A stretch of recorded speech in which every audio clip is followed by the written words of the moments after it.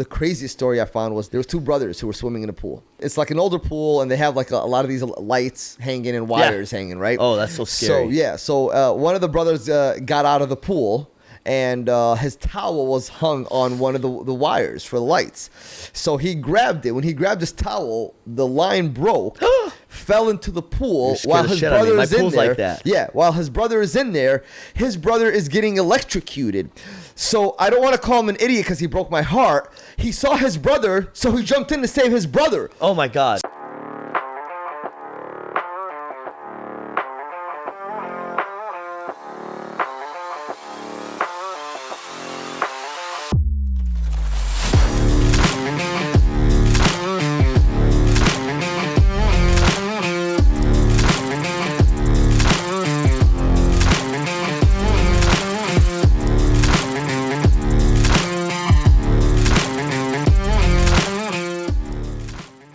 Welcome back, AJ. What up, man? You look great, brother. Thanks, bro. You too, man. How you been? Today's topic is going to be awesome, man. I think we're going to talk about like the journey to becoming doctors, medical school, residency, the hurdles you had to go through, the hurdles I had to go through. And I feel like there's a lot of students out there that are just struggling getting to the next phase of their life. And I think this would help them, you know? Yeah, I agree. I think especially your journey is amazing, man. I think the question also is like, you know, for college students who are thinking about going to med school, what is it really like, right? Yeah. What does it feel like? Is it expensive? Is it dreadful? Is it painful? God. And the answer to that question is yes. Yes. It is extremely hard, both mentally and physically, especially if you have a family, if you don't have a family. But there are certain, there are a lot of good things and good qualities of going through that process, meeting great people, learning the medical field, the ins and outs, and of course, just helping people in general, right? And I think that's the best thing about it too. I think that's what we enjoy is we get to treat people and change people's lives and heal, right? We're healers. So, our stories, man, I mean, it's kind of crazy. I mean, we're both born and raised in Chicago, and we both went to St. Matthews, and we're both foreign grads. I did my residency in Puerto Rico. You did it at LSU, and I think even just talking about like the first thing people need to understand, going into medicine for money is the biggest mistake of your life, and I don't think people understand what I mean by that until they actually do it.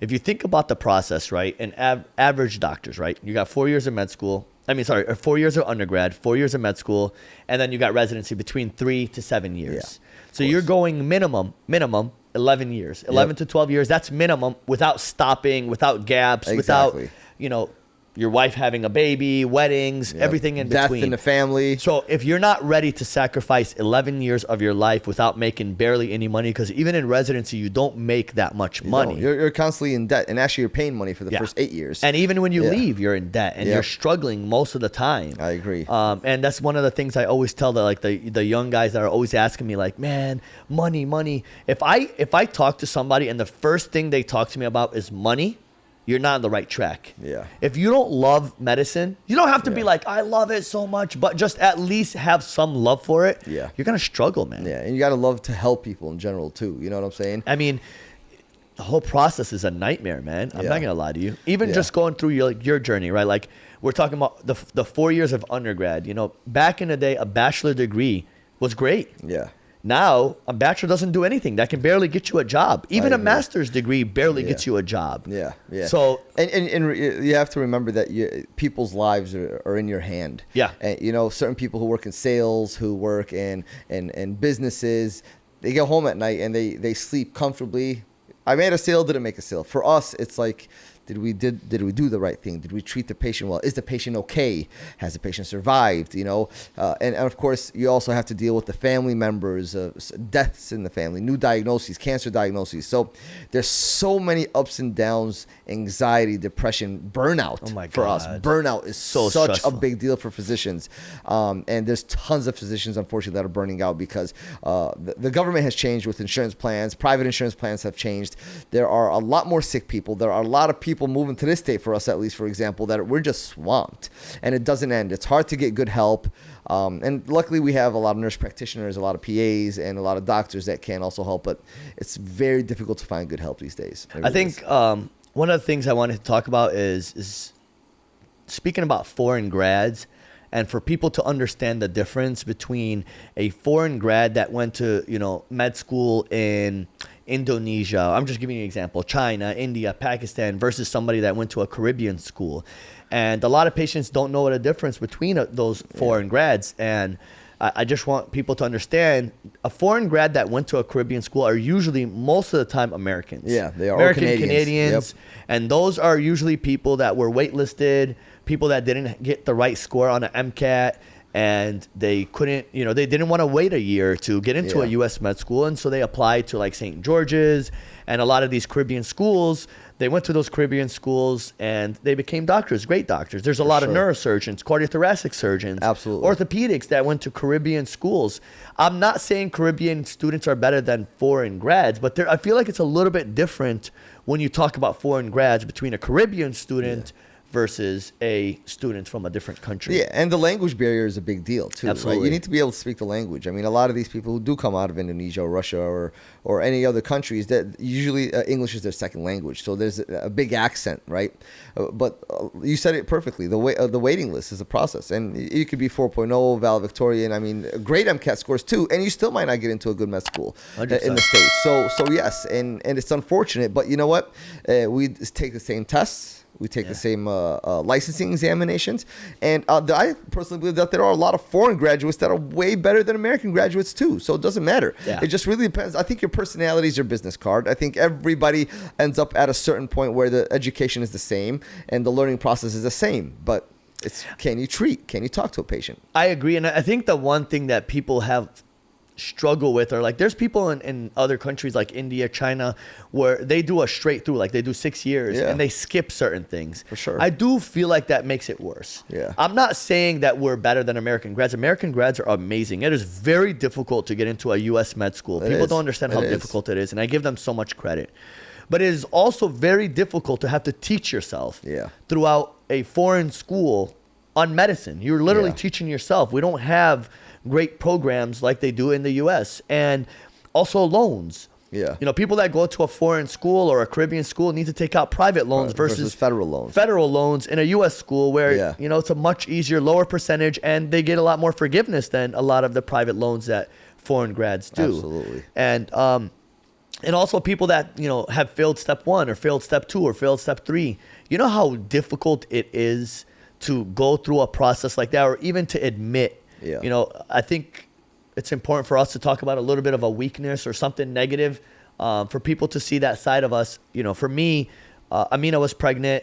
She, the baby died at delivery, and I had the step 1 right after that, 3-4 days after. It was one of the worst days of my life. I went into that test, puked in the first. I remember. In the first 10 minutes, it's an 8-hour test. You have 45-minute break. One of the worst days of my life, and I ended up failing by 1 point. And I talk about this thing a lot because when I failed, that was the worst day of my life, worst day of my life. And I never forget, the dean of that school called me and said, we're very disappointed in you. You will never be a doctor. You'll never be a doctor. No one will ever accept you. And at that moment, I was like, the culture of not having a baby, I waited so long.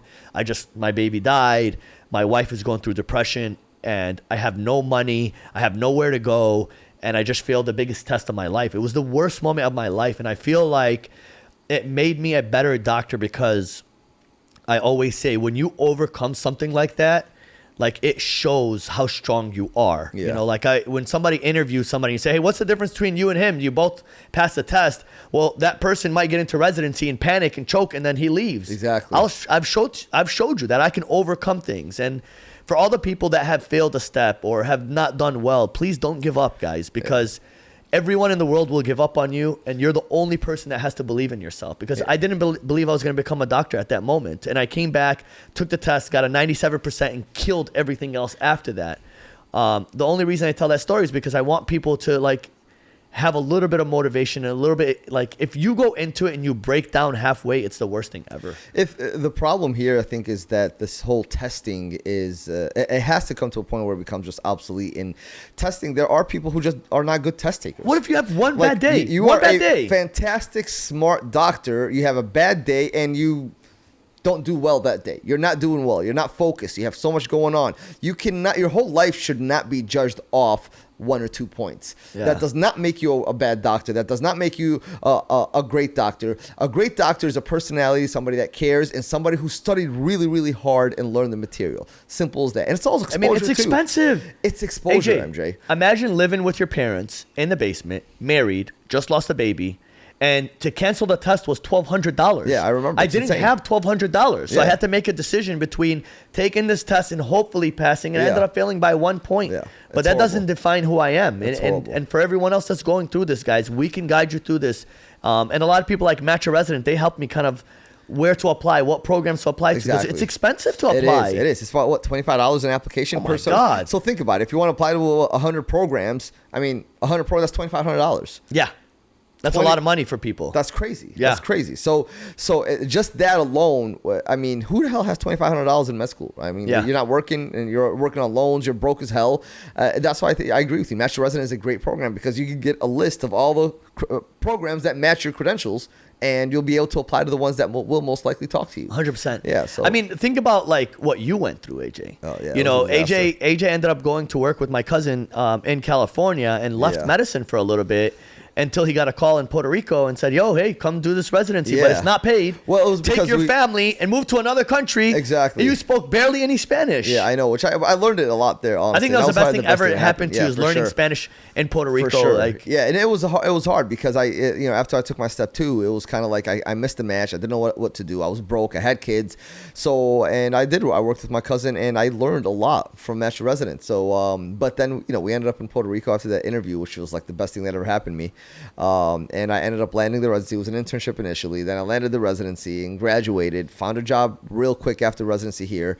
But I learned so much. We were the only residency program in that hospital. So we were doing everything. Delivery, everything. surgeries. We were in the ER treating gunshot what's wounds. the craziest story you ever had in Puerto Rico? I remember that video you sent me of the dude's head chopped off. Well, on the there was stop that sign. one, and then there was another one with the motorcycle. His eye socket completely out, and his eyeball was popping out. But the craziest story I found was this group that there was 2 brothers who were swimming in a pool, and it's like an older pool, and they have like a lot of these lights hanging and wires hanging, right? Oh, that's so scary. So one of the brothers got out of the pool, and his towel was hung on one of the wires for the lights. So he grabbed it. When he grabbed his towel, the line broke, fell into the pool while his brother is in there. Like that. Yeah, while his brother is in there, his brother is getting electrocuted. So I don't want to call him an idiot because he broke my heart. He saw his brother, so he jumped in to save his brother. Oh my God. So he got electrocuted. They both died? One of them died. One of them was in cardiac arrest, arrived at the hospital. We saved the guy that was in cardiac arrest, but the other one died. Who's the one who died? The one that died was the one that stood in the pool longer. Okay, got you. But the one that jumped after him was the save one him. that saved. I would jump in and save you too. Living with that type of misery of losing your brother because you pulled a towel and you see what I'm saying? Yo, I should take my lights out of my pool. That's probably a good idea. Just be careful. That's scary. A lot of them. Okay, you have to also take into consideration the house was old. There was no breakers, right? Yeah. This is a straight connected to hardwired, right? Yeah. So I think in your case, you got a breaker, you got the safe route, so it should be okay. But it's terrifying, bro. Yeah, it's, man, that's it's absolutely scary. terrifying. Yeah, man. And then we had another one with a guy that came in, 23 gunshots they found. His girlfriend was in the trunk of his car dead, so they killed her. The guy had 23 gunshot wounds. He was he had a pulse on arrival, but he was dead after 5 minutes. It was, the news channel was there, 30 freaking people, cops everywhere, and I was the one in charge in the ER for admission. God. So they're trying to admit the patient, try to get him in, and I had to admit him because I was the doctor on call. So yeah, it's crazy stories, man. I there's so much that you go through, especially being in like a different. It's America, but it's kind of feels like a different country. It is. They all speak a different language. Exactly. Even though the medicine is still, everything was in English. We still had the same insurance companies and Medicare, Florida Blues. But you speak Spanish now, and that's the best thing huge, that ever 'cause happened I have a lot to of you. Spanish-speaking patients, so it's pretty cool. Yeah, man. And No matter what your journey is, at the end of it, when you are an MD or a DO and you're board certified and you graduated and, and your patients love you and you have great bedside manner, and it is a whole package deal. It's not just one thing, Like for your patient, I always say, if a patient is unable to tell you what's wrong with them, then you're unable to diagnose them, which at the end, what is the most important thing? Yeah. Keeping the patient healthy and treating them, right? Fact. And if you don't know the patient, you don't know shit about them, you're not going to be able to treat them. Yeah, I And agree. so that is a very important thing. And there's so many stories we can talk about, me and you, and Yeah, tons of them. But like I said, your personality is your business card. 100%. Right? You really sell yourself, and if you're not making a change in the world, then you're in the wrong field. 100%. Yeah. 100%. I think this is a great topic. There's a lot more to hear about our story, our journey. Definitely. We could get a part 2 going for this. Yeah, one. This we'll get a good. part 2, Yeah. and let us know if you have any questions, guys. If you're not following, hit that follow button. If you appreciate our content, we love you guys. Hope you have a great day. Awesome. Thanks.